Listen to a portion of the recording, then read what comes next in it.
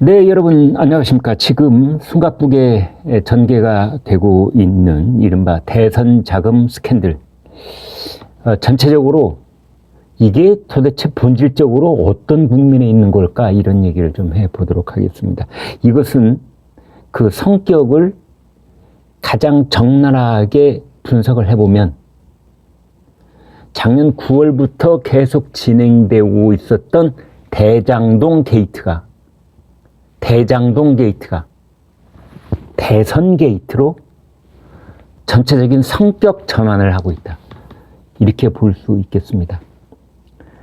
대장동 특정 민간 기업 특혜 의혹 사건, 뭐 말이 좀 복잡합니다만 이제 그런 국면에 있었다면 그것이 거기에 관련된 일당들이 드디어 입을 조금씩 열기 시작하면서 대장동 게이트가 불법 대선 자금 게이트로 이제 국면 전환을 하고 있다, 이렇게 볼 수 있겠습니다. 양쪽의 공통점, 대장동 게이트와 불법 대선 자금 게이트의 공통점, 그 관역 이재명이다, 이게 공통점이 되겠습니다.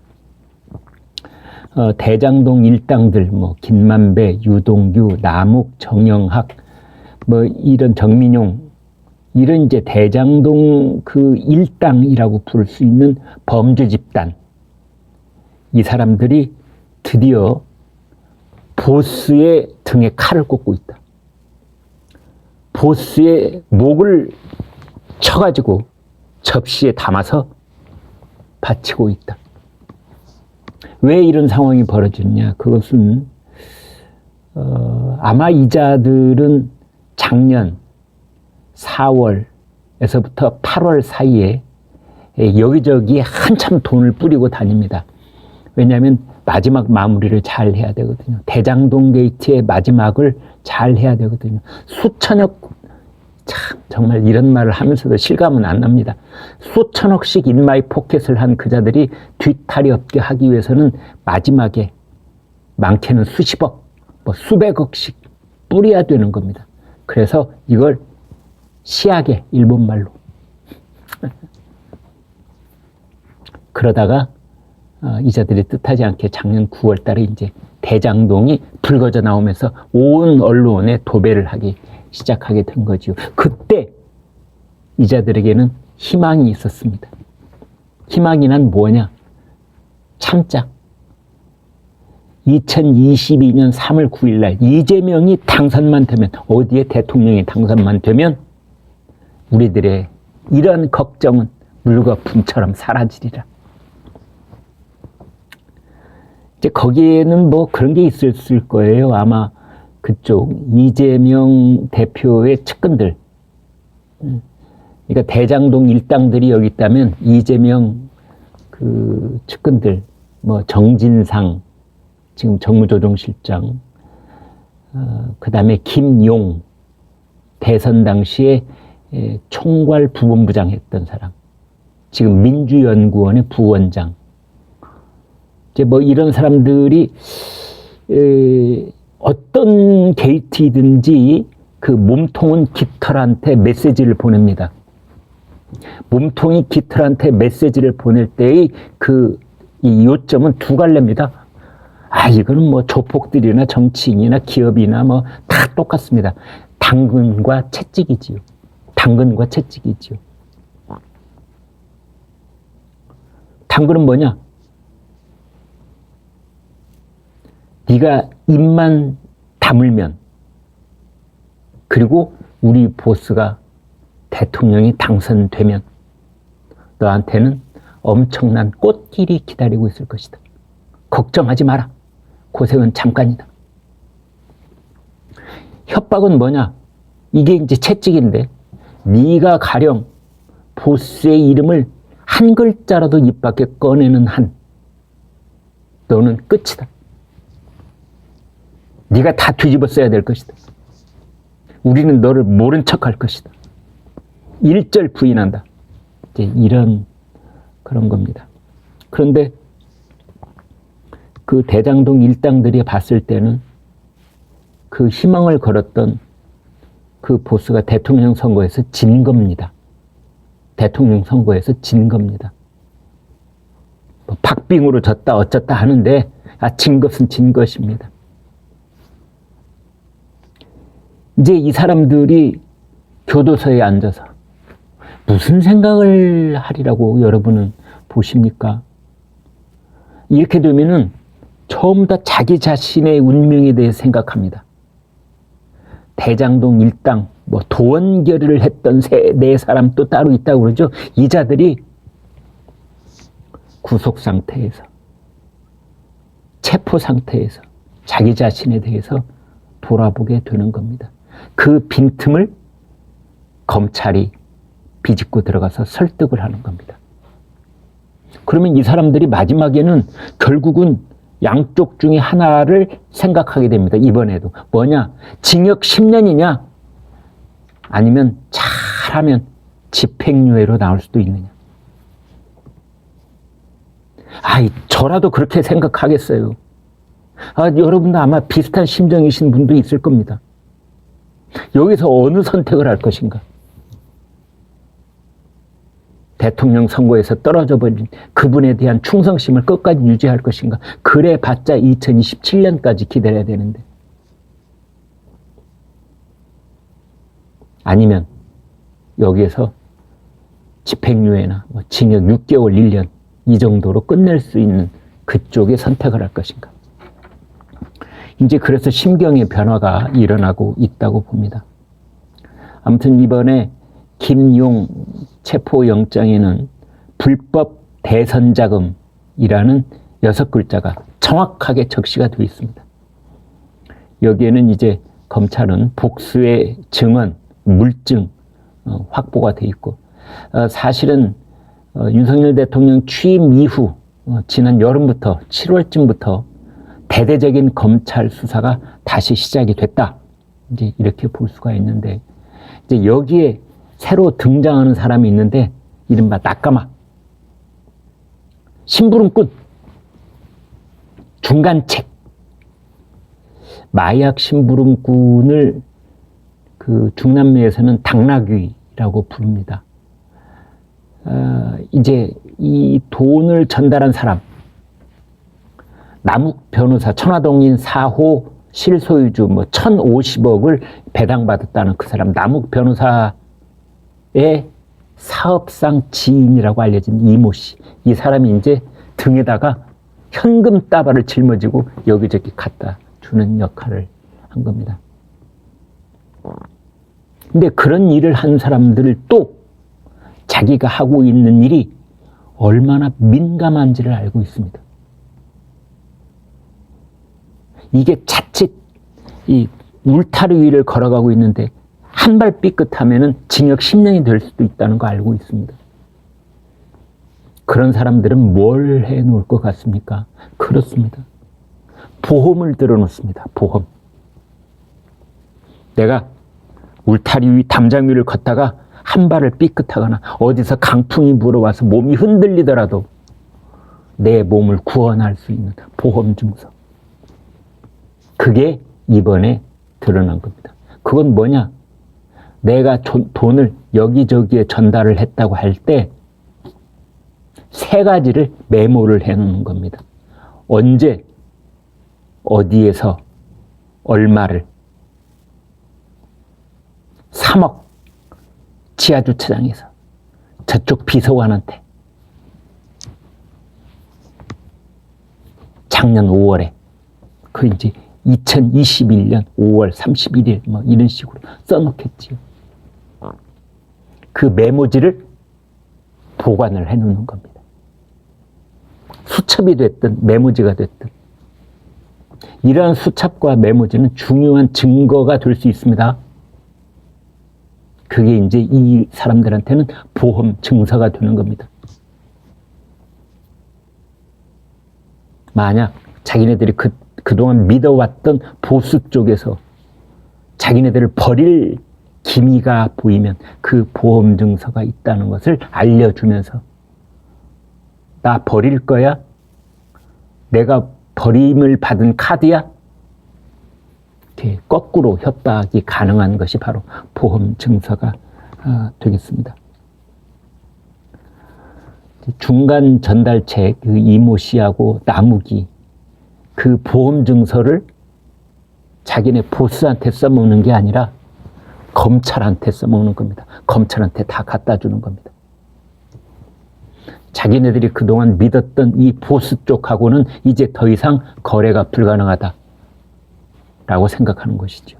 검찰이 하는 일을 보니까 더 이상 이쪽에 희망을 걸 수 없겠군 이렇게 보는 겁니다.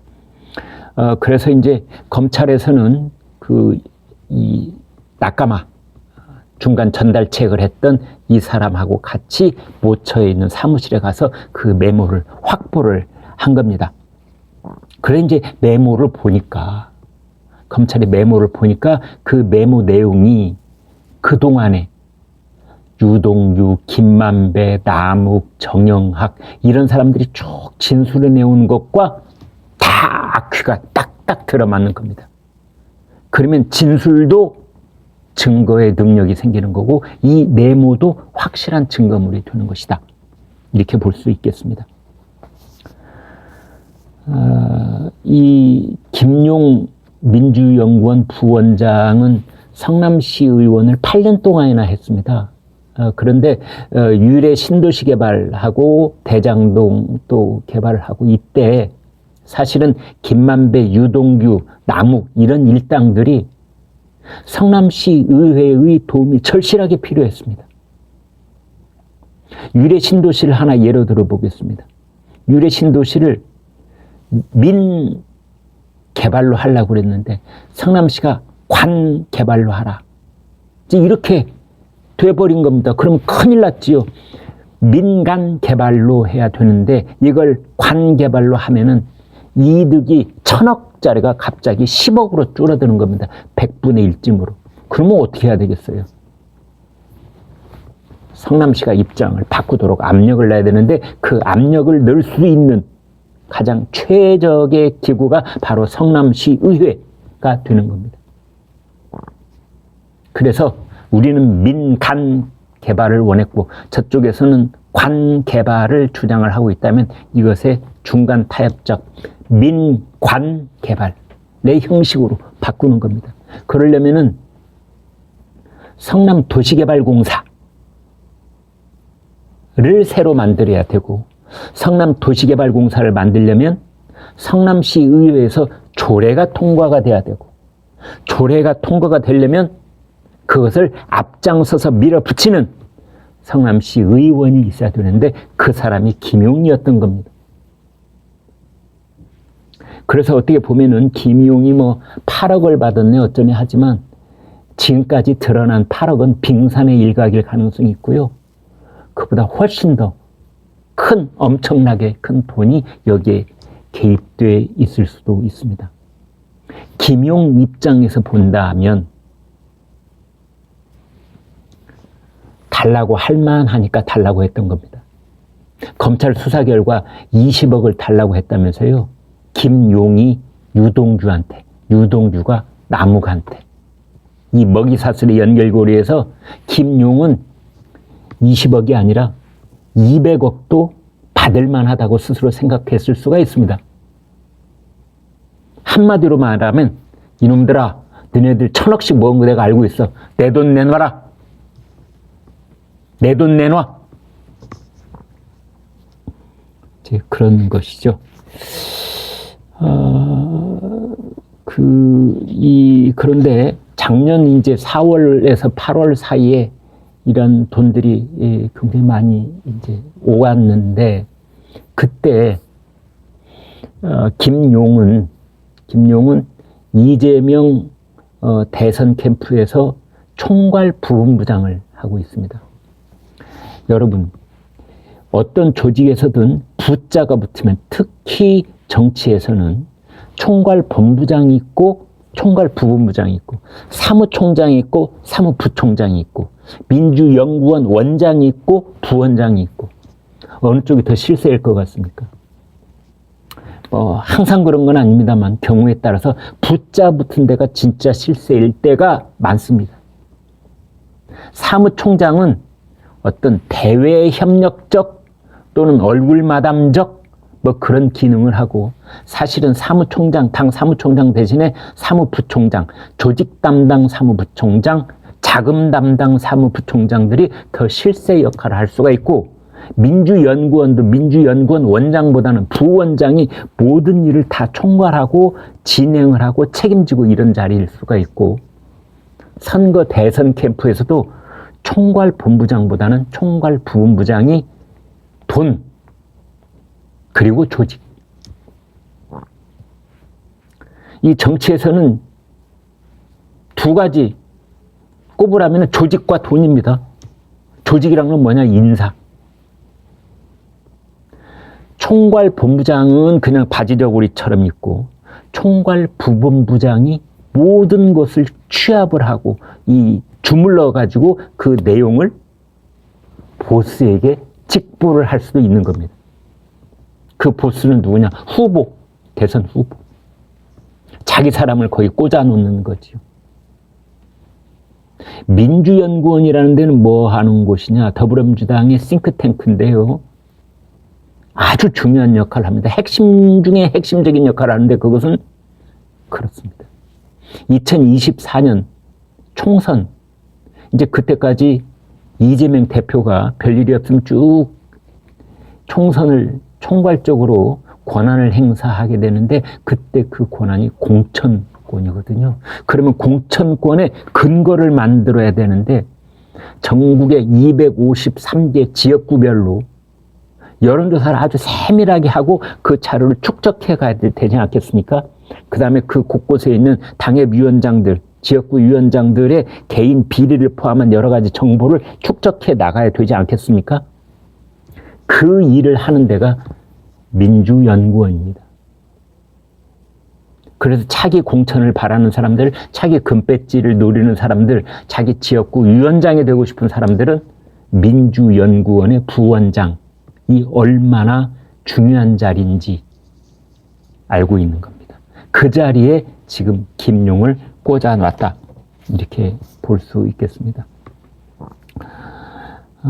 오늘 뭐 한 신문은 이런 보도를 했네요. 김용이 작년 9월부터, 정확하게는 작년 8월 31일 경기경제신문에 이재명 후보 화천 대유는 누구 것입니까? 라는 칼럼이 실린 이후로 이제 보도가 본물처럼 터져 나오자 유동규에게 1억을 돌려줬다, 이제 그런 말을 했습니다. 그리고 결정적인 증거는 남욱의 낙가마 역할을 했던 이모 씨가 8억을 전달을 하는데 언제 어디서 어떻게 누구에게 이런 것들을 다 메모해놨고, 액수, 시기, 장소, 사람, 저쪽에서 뭐 본인이 나왔는지 비서가 나왔는지 아니면 뭐 부인이나 친척이 나왔는지 이런 겁니다. 그게 중요한 증거물이 되고 있는데 그게 나와 있습니다. 이런 상황 속에서 이제 중요한 것은 이제 두 가지가 남습니다. 하나는 뭐냐? 이 돈을 어디다 썼지? 하는 겁니다. 8억이면 8억, 뭐 그보다 훨씬 많은 돈이면 많은 돈을 받았다면 썼을 거 아니겠습니까? 김용이 자기 뭐 아파트 새로 사는데 거기다 썼는지, 물론 개인적으로 유용한 부분도 있겠지요. 아니면 그때 김용이 대선 자금과 조직을 책임지고 있었기 때문에 이 돈을 대선에다가 갖다 썼는지, 대선의 중에서도 뭐 여론조사를 하는데 썼는지, 뭐 저 유권자들한테 개인적인 메시지, 문자 메시지를 뭐 10번을 보내는데 썼는지, 아니면 조직원들을 데려다가 밥 먹이고 재우고 하는데 썼는지, 기타 등등 우리가 실탄이라고 그러죠. 선거를 치려면 실탄이 필요하다.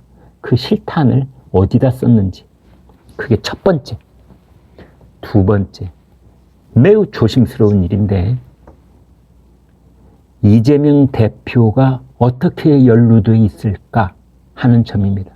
이건 검찰도 매우 신중하게 접근해 갈 것입니다. 현재는 이재명 대표가 자기는 이론 한 장 받은 게 없다고 그랬는데 지금 이렇게 되어 있습니다. 우리나라 정치자금법이나 선거법을 보면은 본인이 이론 한 장, 10원 한 장 안 만지더라도 이재명을 위해서 일했던 회계 팀장이